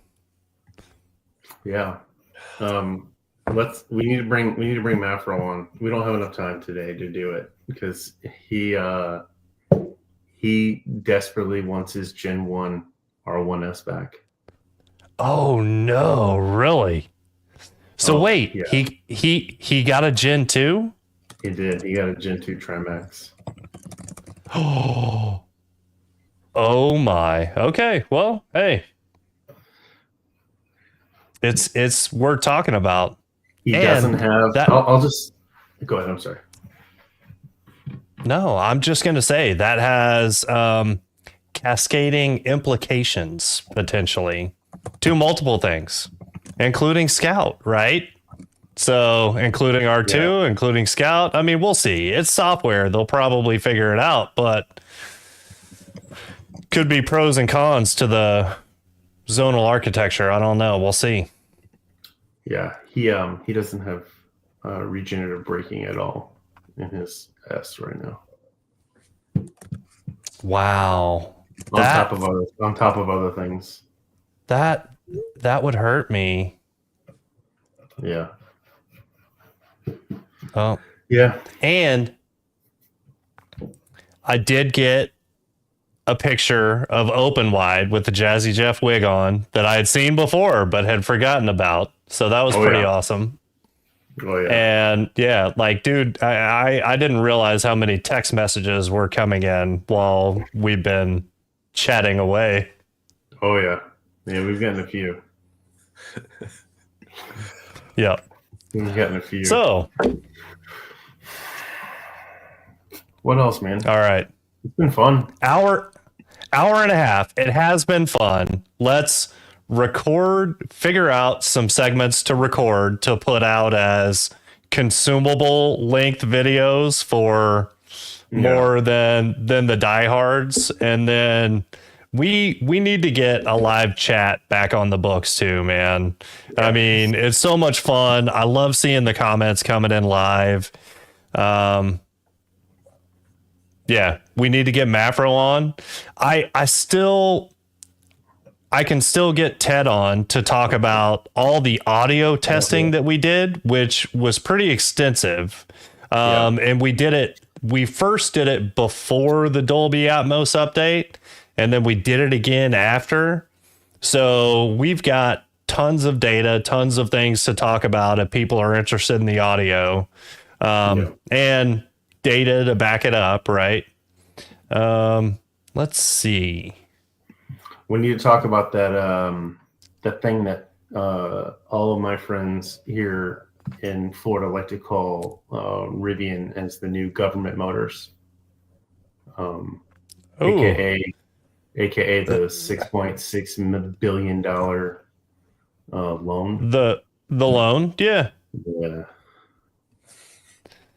Thumbs down to my friends or thumbs down to the loan? I'm curious, real quick. Why? Well, they could have gotten private money and not deal with the unions. I wouldn't want to bring the unions in. Right? 100%. So, all right, I'm gonna leave it at that. Chase would give them the money. Like that's who they go to. It's Chase, right? And so Chase would give them the money. I'm sure they could scrounge up 6.6 million. It's a loan. They're not. It's not like they're being gifted money. They're getting a loan on money. Right. And so like, go get a loan from somebody else that doesn't have. You must take the unions at some point. There's some goal, right? Some financial goal they have. Wait, then the unions was there a union requirement tied to that? Yes. There's some kind of monetary goal they have to hit for the unions to be. Well, sorry, the unions are allowed. They can't fight the union at some point. That's what it comes down to. Yeah. Which means the unions will come in. Yeah. Okay. I need to do my research before we talk about that one, because that is a longer conversation. Bad deal. It's a bad deal. No matter how you look, it's a bad deal. Yeah. Ooh. Yeah.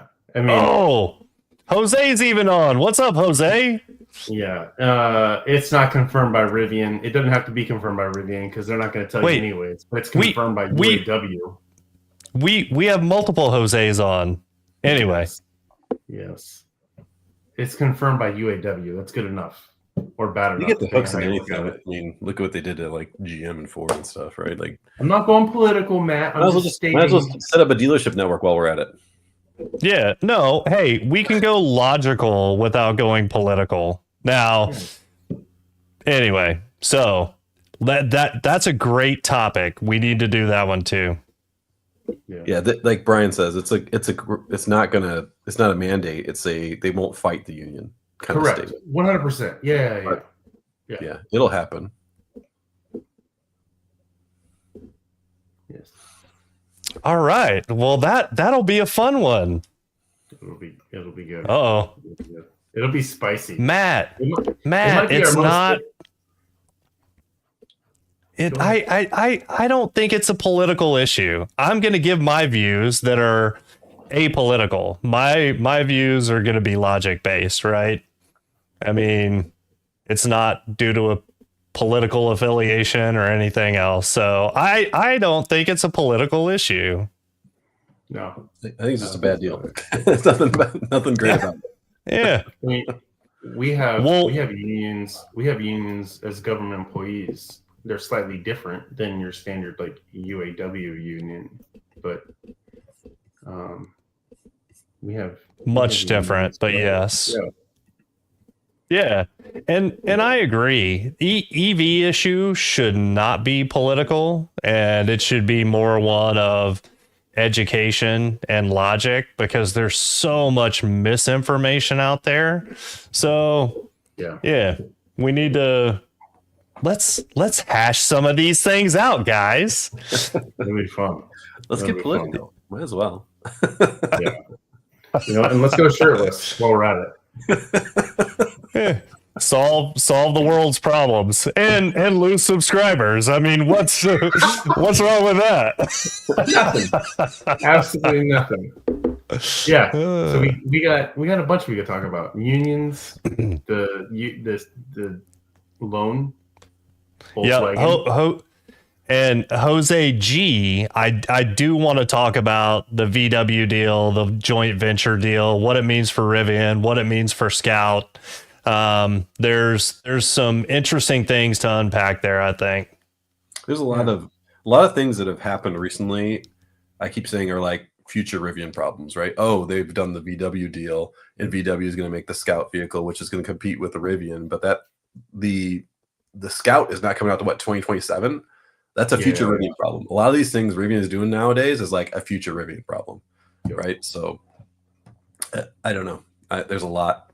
Like same with the loan, right? So they have to hit. There's some numbers I believe they have to hit for them to not fight the unions, and that's a future Rivian problem. There's a lot of just way down the road. This could be a problem, and right now they're just fighting to sell cars and stay alive and get R2 to market. Then at the end of the day, all they give a crap about right now is getting R2 out there and selling R2s. And when will they sell the first R2s? What's the last day of June? 30th? Yeah.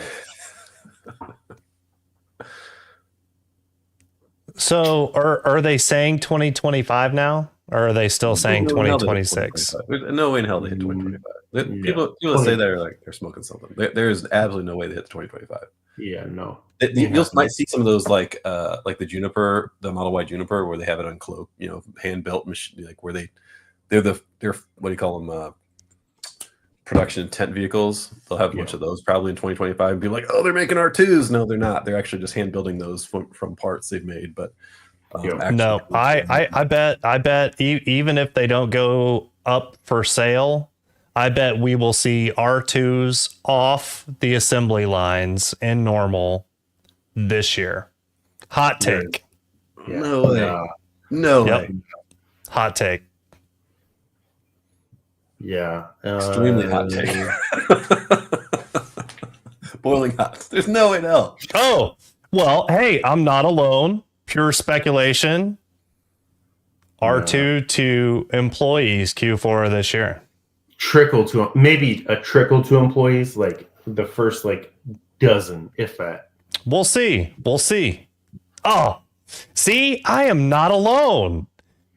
Yeah, no. All right. Dude, look, even Zach, who lives in Normal, says no way. The factory's even finished, and let alone that they haven't put the machines in it and got everything going. There's just we'll see hand built machines maybe this year, and those will be wrapped in their fancy camos and stuff, and everyone will take pictures of them and see R2's coming in 2025, but in reality, not off a normal line. No, they're going to be hand built in Chicago or Michigan or wherever the first couple R1Ts were built. Irvine, probably. Yeah. And Zach's got us covered. He says that he'll track the progress. Yeah, so the man lives in Normal. I mean, come on. Yes. We can't get any closer. Yeah. No, I know. And I just realized that, I have also followed Zach on Twitter and other places. So anyway, we need to plug some of the good community sources on here too, kind of moving forward, I think. So anyway. Yes, Dominic, people actually live in Normal, 17 of them. No, it's more than that. There's a school there. R2. Oh, dude, that's a teaser. R2 factory drone photos coming soon. I like that. There you go. It'd be awesome if Zach could post pictures of it actually over the factory. He's not legally allowed to do that. So Zach, send me the ones where you're actually over the factory and you don't have to post the rest. You can just post the ones that everyone else can see. But send me really good ones, please. Oh, jeez. There you go. Hey, Dominic. There's windmills there too. It's not all cows. And no, Normal's actually a cool little town. It is actually Bloomington, the sister city, is the headquarters of State Farm Insurance. There's people there, man. And I mean, our very own ghost of Kyle Schultz lives in Springfield, Illinois, just down the road, right? So They're getting a ran there, right? So yeah, they are. I'm 3 hours from Normal, so I've been several times and seen the Yeah, factory. you have. So Yeah, you have. And that was fun.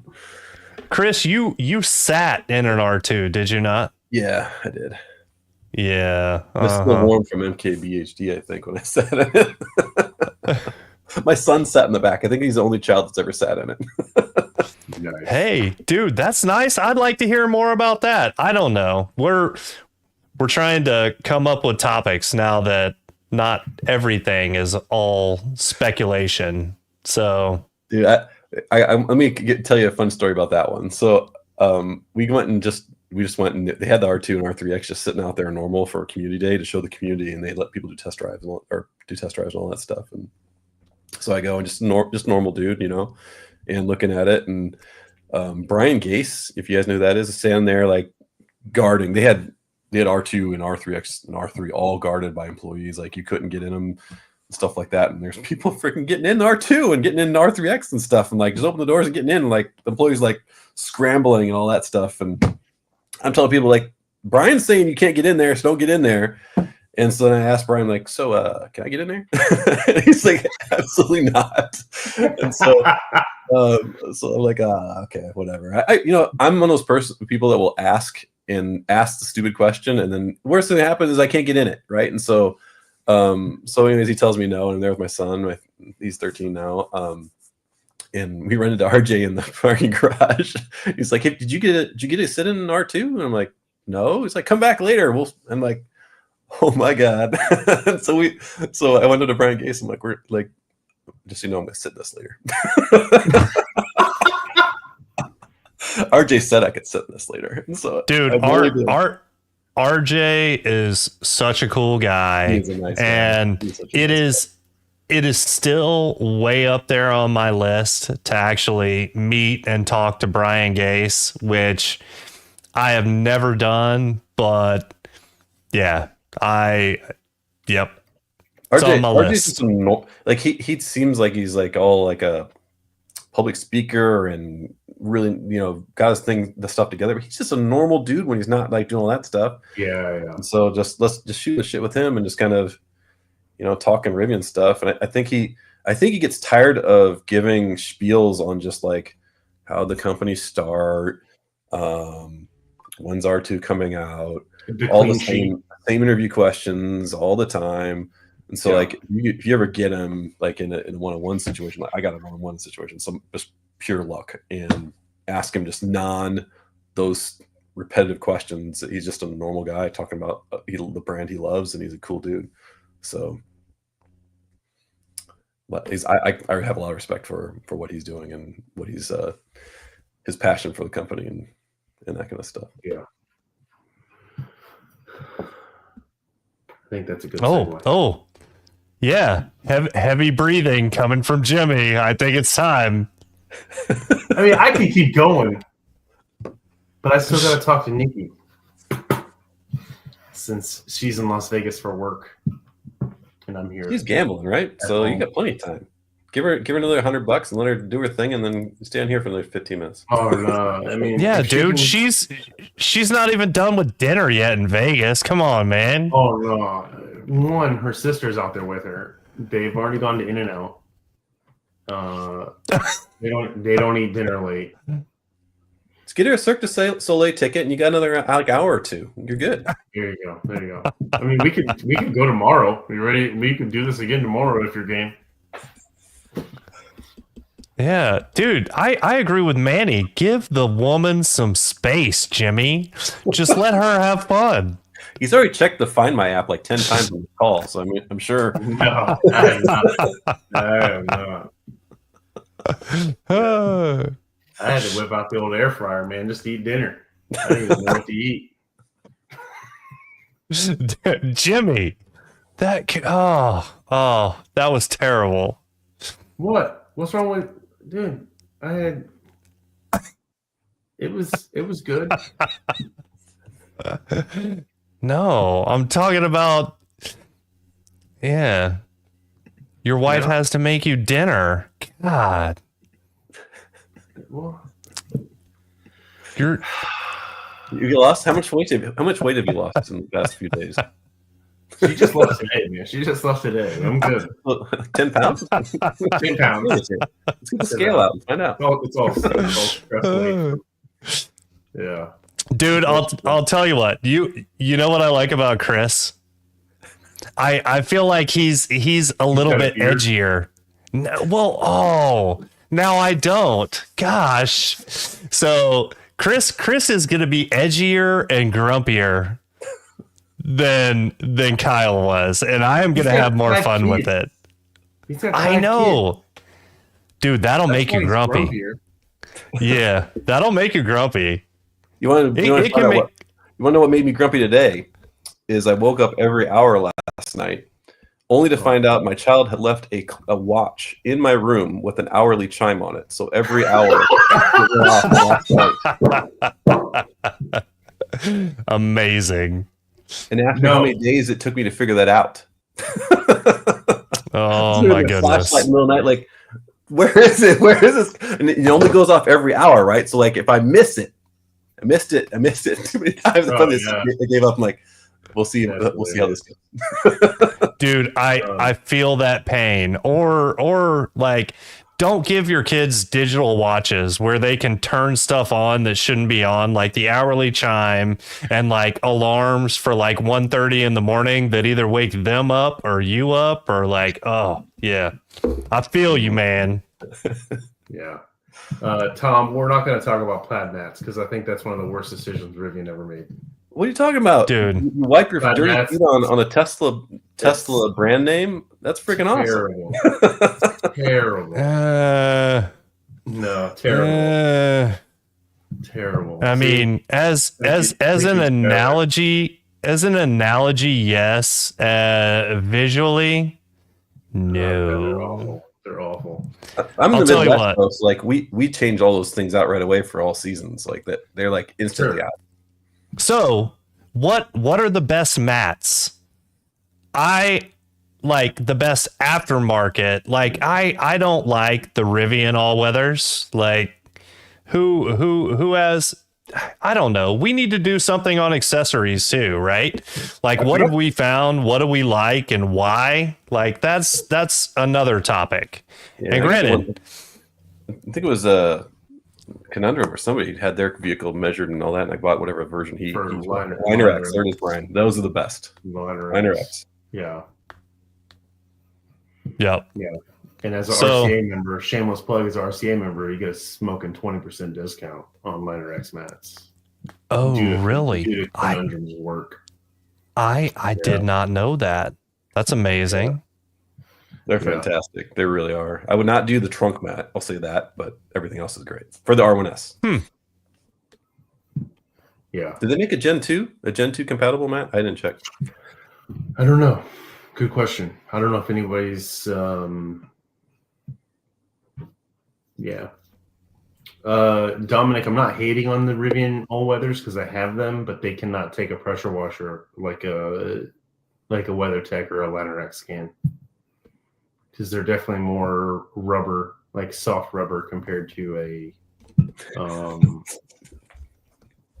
that too. And Skyler does pay full price for everything. That's why I'm laughing at that was a banger comment right there. Awesome. You guys get roasted by your own fans. That's actually hilarious. Dude, I love it. No, that's 100%, and I love it. Yes, yeah, that's Manny. No, it is such a cool community of people, especially when you get to interact with them live in one way or another. Like in person is the best. These live chats are cool. Yeah.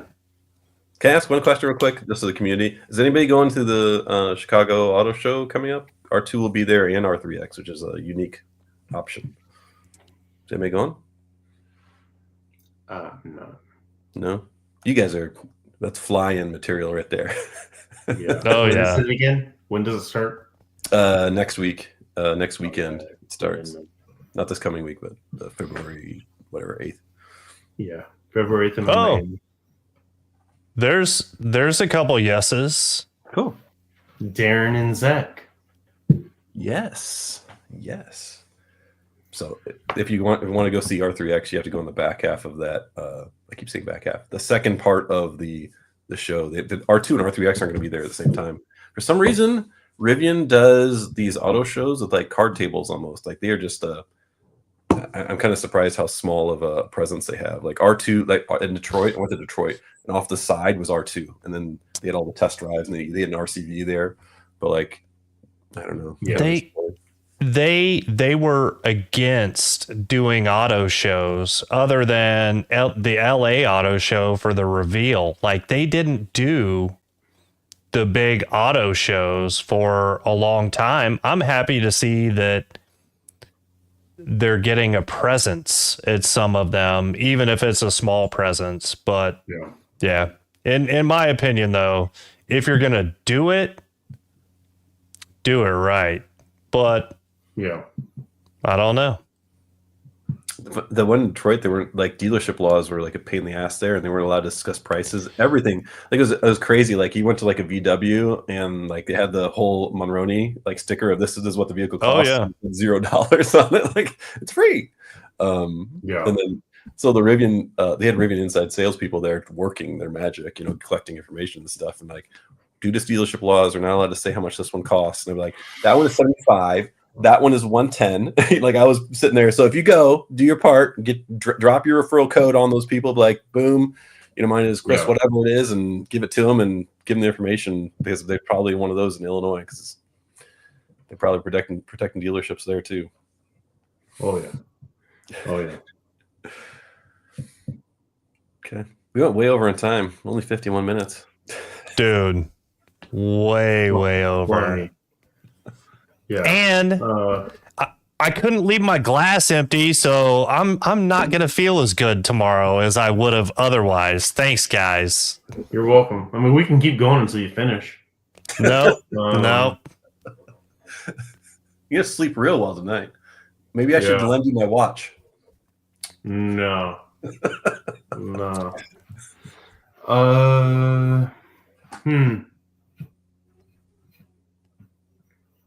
Oh, that's a good point from Darren. Like some of these places with these crappy dealership laws, like the clubs should be like stepping in and kind of talking to people and stuff. Like literally, you could get so many referrals.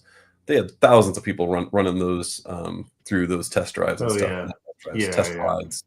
Like you could land educational drives. Yes, Chris. You can land so many referrals. You just stood there and say referral. I was like, should I bring a business card with me with my like a QR code or something? Say, here, it's $500 off for $500 and free charging for 6 months.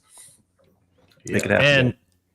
And Dominic, I would love to know more about what you're doing in Washington. And yeah, if you end up putting out any content about it, let us know and let's help get the word out. His camper's pretty badass. That topper, I mean, call it. So I saw that video the other day, but I haven't even been watching much YouTube. So I saw it come up as a recommendation, but I haven't watched it. So what's the brand? Pacific? Super Pacific. Super Pacifico. Yeah. Oh damn! Like, see, Jimmy's still on it.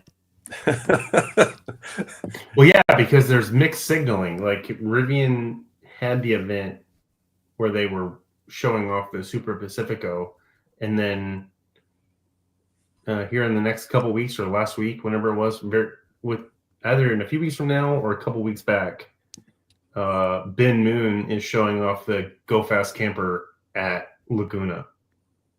Like they're marketing two different companies for the same product. Goes back to the brand recognition stuff too. You know, like Sure, 100%. For me personally, I'm more familiar with Go Fast Camper because their ads and their marketing I feel is a lot better and more recognizable than Super. And I'm sure it is, Dominic. I don't know. I don't have either. I have an iCamper Skycamp Mini 3.0 that we love.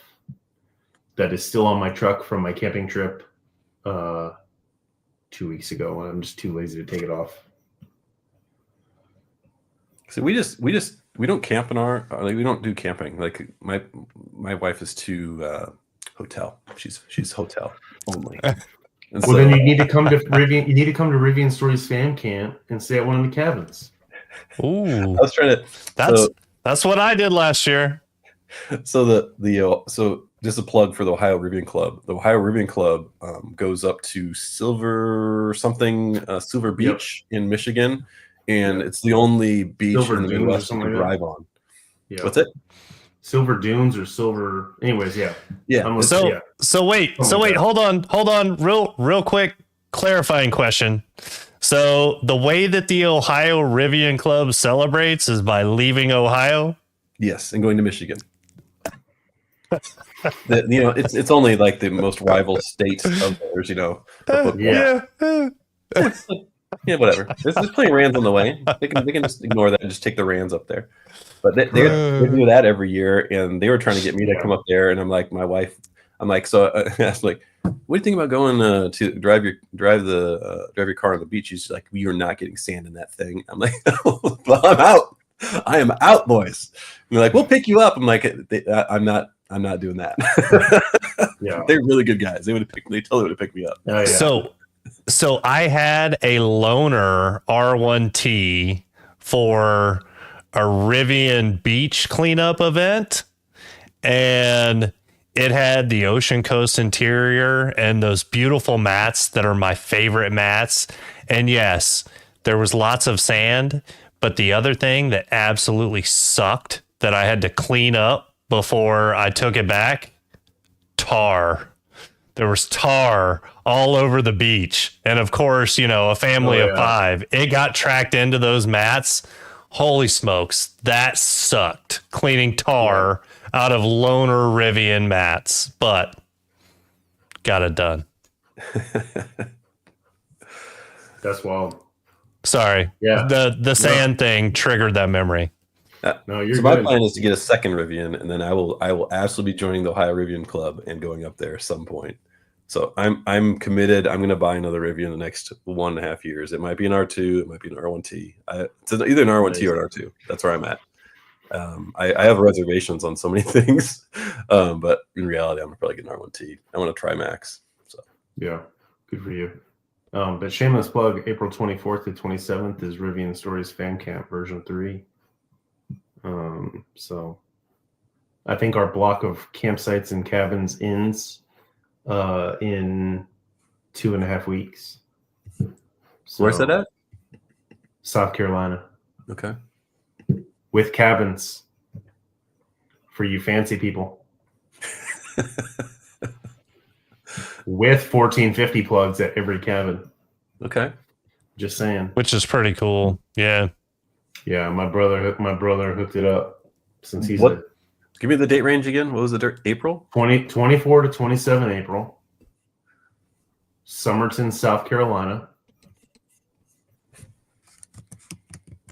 We had people from Boston come out, all the way from Massachusetts. So if we have people from Massachusetts and New Jersey, we can have people come from Indiana. I'm just saying. Okay. It's unfortunate. My spring break is like beginning of April, I believe. So I was like, I was hoping you were saying, Yeah. Well, I'm like that. That's an easier sell. Yeah. No, I get it. Do you guys? You guys have referrals? Do you have referrals, Jimmy, or no?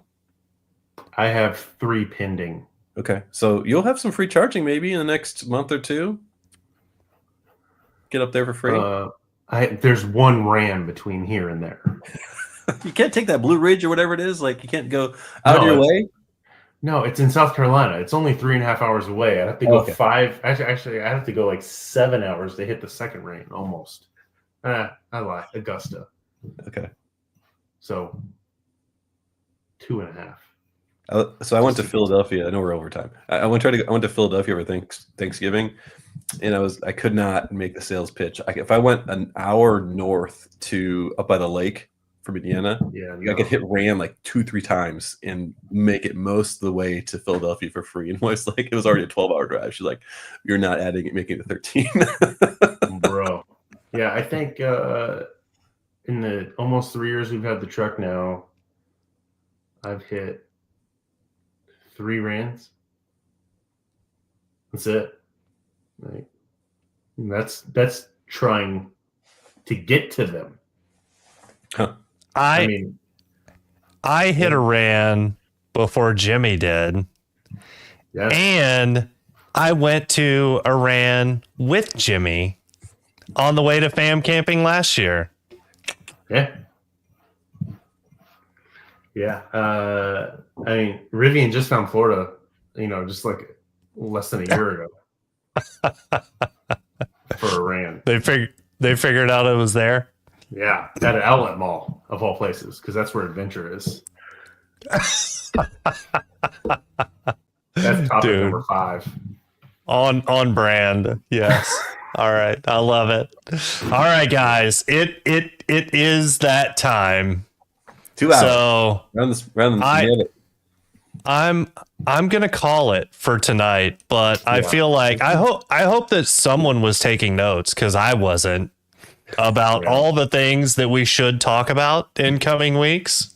But I don't know. Hopefully people will remind us as well. So we'll see. Well, thanks for having me on. I'm a longtime fan. I've just been watching you guys since the beginning. You guys are what kind of kept me inspired to watch and go through it with the delivery. Very exciting content. Yeah. Use my referral code to get your R1T Trimax. Yeah, if you want to use my referral code, I need only another 150 or so, then I'll get a Trimax. Oh, yeah, nice. Well, whatever. Well, I'm at the grand count of 0. So, Chris, I do want to say thank you for joining, and I hope to keep this up. Let's stay in front of the people. I missed it. Yeah, definitely. You guys have a good night. See you guys. All right. See y'all. Thanks for the 35 people that stayed up way too late to hang out with us clowns. Entirely too late. Yeah. All right. Yeah. See you guys. Bye. Bye.